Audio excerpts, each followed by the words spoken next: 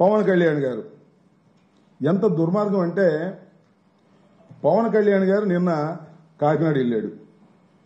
ఎందుకు వెళ్ళారు స్వామి అంటే అంతకుముందే కలెక్టర్ గారు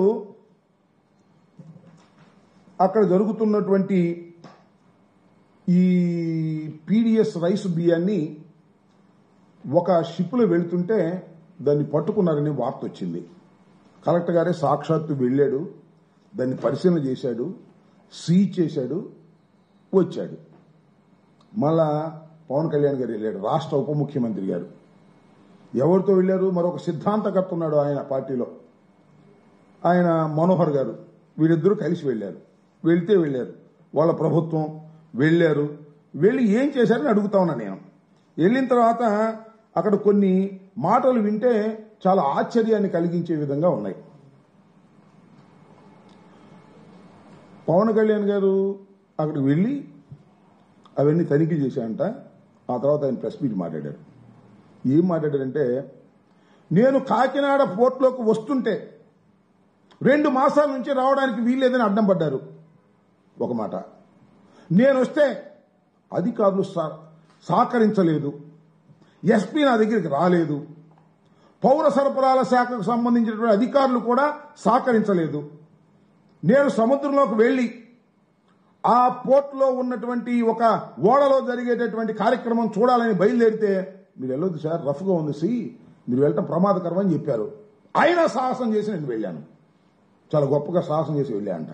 వెళ్ళాను, చూశాను, పట్టుకున్నాను. అంతకుముందు పట్టుకుందే, కొత్తగా పట్టుకుందేం కాదు. అంతకుముందు కలెక్టర్ గారు పట్టుకునే దాన్ని చేశారు, దానికి వెళ్ళాను అనేటువంటి మాట మాట్లాడి ఈ విధంగా తాను ప్రభుత్వంలో ఉండి పని చేస్తున్నారో ప్రభుత్వంలో లేక పని చేస్తున్నారో అర్థం కానటువంటి పరిస్థితి కనిపిస్తూ ఉంది ఇక్కడ మన కాకినాడలో. ఒక విషయాన్ని ఇక్కడ చెప్పాలి కాకినాడకు సంబంధించి. Kakinada port anchor port. ఈ రాష్ట్రంలోనే కాదు, ఛత్తీస్గఢ్లోను, ఒరిస్సాలోను అక్కడి నుంచి కూడా బియ్యం వచ్చి ఇక్కడి నుంచి ఎగుమతి అవుతాయి. ఎక్కడికి ఎగుమతి అవుతాయి? ఇతర దేశాలకు ఎగుమతి అవుతాయి. దాని ద్వారా మనకు ఫారెన్ ఎక్స్చేంజ్ వస్తుంది. చట్టబద్ధంగానే ఎగుమతి అవుతాయి రైస్ అంతా కూడా, బియ్యం అంతా కూడా. అయితే ఇక్కడ జరిగేది ఏంటంటే ఈ బియ్యంలో పీడీఎస్ రైస్ కూడా కలిపి పంపిస్తున్నారు. అది scam. 80% of the PDS rice ఈ విధంగా ఇతర దేశాలకు ఎగుమతి చేసేటటువంటి ఒక యంత్రాంగం, ఒక స్కామ్ తయారైంది. అది ఎప్పుడు జగన్మోహన్ రెడ్డి గారి టైంలో తయారు కాలేదు, లేదా అక్కడ ఉన్నటువంటి ఎమ్మెల్యే, మా ఎమ్మెల్యే గారు చంద్రశేఖర్ రెడ్డి గారి టైంలోనూ తయారు కాలేదు. ఇది అనాదిగా తయారైనటువంటి అంశం. దాన్ని అన్ని ప్రభుత్వాలు ఖండిస్తున్నాయి. వాటిని జరగకోకుండా ఉండేందుకు ప్రయత్నం చేస్తున్నా కూడా జరుగుతానే ఉన్నటువంటి కార్యక్రమం మనం చూస్తున్నాం. ఇవాళ నేను మనవి చేస్తున్న, వైఎస్ఆర్ కాంగ్రెస్ పార్టీ అధికారంలోకి దిగిపోయి చంద్రబాబు నాయుడు గారి కూటమి ప్రభుత్వం అధికారంలోకి వచ్చిన తర్వాత 6 మాసాలు అయింది. 6 మాసాల్లో మన మంత్రి గారు, ఆ పౌర సరఫరాల శాఖ మంత్రి గారు జనసేన పార్టీకి చెందిన ఆయనే. ఆయన దీన్ని అరికట్టేస్తాను అన్నాడు. మంచిదే, అరికట్టాడా? దేశం అంతా తిరిగాడు, రాష్ట్రం అంతా తిరిగాడు, మిల్లు మీద సీజ్ చేశాడు. 68,000 42,000 మెట్రిక్ టన్నుల యొక్క లక్షల మెట్రిక్ టన్నులు నేను సీజ్ చేశాను అన్నాడు. మరి ఎందుకు వెళ్తున్నాయి అక్కడ? వాళ్ళు ఎందుకు కలెక్టర్ గారు పట్టుకున్నాడు? మన ఈయన ఎందుకు వెళ్ళాడు? పవన్ కళ్యాణ్ గారు ఉప ముఖ్యమంత్రి గారు. నేను అడుగుతా ఉన్నా, ఉప ముఖ్యమంత్రి గారు అక్కడికి వెళ్ళాడు, వెళితే ఎవరూ సహకరించలేదంట. అసలు మీరు ఎందుకు వెళ్ళారో నాకు అర్థం కాల. ఉప ముఖ్యమంత్రి గారు అక్కడికి వెళ్లి అధికారుల మీద విరుచుకుపడేటటువంటి కార్యక్రమం చేశాడు. నేను మనవి చేస్తున్నా ఉప ముఖ్యమంత్రి గారికి, అయ్యా ఉప ముఖ్యమంత్రి గారు, ఇది ఈ టోటల్ స్కామ్ లో వైఎస్ఆర్ కాంగ్రెస్ పార్టీకి ఏమీ సంబంధం లేదు. మీ ప్రభుత్వం అధికారంలో ఉంది, మీ ఎమ్మెల్యేలు అక్కడ ఉన్నారు, మీ ఎమ్మెల్యేలే దీనికి ప్రధానమైన కారకులు అని ఈ సందర్భంగా నేను చెప్పదలుచుకున్నాను. సాక్ష్యాధారాలతో కూడా అవసరమైతే నిరూపించడానికి సిద్ధంగా ఉన్నాం. మొత్తం ఉన్నటువంటి 164 మంది ఎమ్మెల్యేలు కూడా పీడీఎస్ రైస్ లో దొంగతనం చేసే కార్యక్రమంలో వారు కూడా పాలు పంచుకునేటువంటి కార్యక్రమం ఉన్నారు. ప్రతి నియోజకవర్గంలోనూ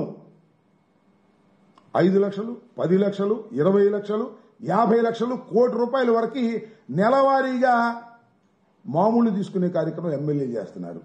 మీ ఎమ్మెల్యేలేమో శుభ్రంగా మామూలు తీసుకుని పీడీఎస్ రైస్నేమో మిల్లర్లకు పంపించి ఆ మిల్లర్ల దగ్గర నుంచి వాడల్లోకి ఎక్కించి పంపించే కార్యక్రమం చేస్తున్నారు. మీరేమో అధికారుల మీద కేకలేసే కార్యక్రమం చేస్తున్నారు. మీరు వెళ్తే నేను అడుగుతా ఉన్నాను సార్, పవన్ కళ్యాణ్ గారిని, ఈ రాష్ట్ర ఉప ముఖ్యమంత్రి గారిని, అయ్యా మీరు వెళ్తే అధికారులు మీకు సహకరించలేదని నిప్పులు జరుగుతున్నారు కదా, అది ఎందుకు సహకరించలేదు? అసలు మీరు అధికారంలో ఉన్నారు కదా. బహుశా ముఖ్యమంత్రి గారు, మాకు అనుమానం వస్తుంది, ముఖ్యమంత్రి గారు మీరు వెళ్తే సహకరించొద్దని ఏమైనా చెప్పారా? లేకపోతే లోకేష్ బాబు గారు మీరు వెళ్తే అధికారులు ఎవరు సహకరించకూడదని చెప్పారా? ఉప ముఖ్యమంత్రి గారు అంటే చిన్నవారు కాదు కదా. 21 సీట్లు పోటీ చేస్తే 21 సీట్లు గెలుచుకున్నటువంటి వ్యక్తి, 100% స్ట్రైక్ రేట్ ఉన్నటువంటి వ్యక్తి ఎవరు? మన పవన్ కళ్యాణ్ గారు. ఆ పవన్ కళ్యాణ్ గారు వెళ్తే అధికారులు సహకరించలేదని చెప్పడానికి ఐ నాట్ ఫీలింగ్ షై. అధికారులు మీరు సహకరించకపోతే మీరు ఏం చేయాలి? అసలు మీరు ప్రభుత్వంలో ఉన్నారా, ఇంకా ప్రశ్నించే ధోరణిలో ఉన్నారా? ఒక్కసారి ఆలోచించుకోవాల్సినటువంటి అవసరం ఉందని కూడా మనవి చేస్తున్నాం. ఇవాళ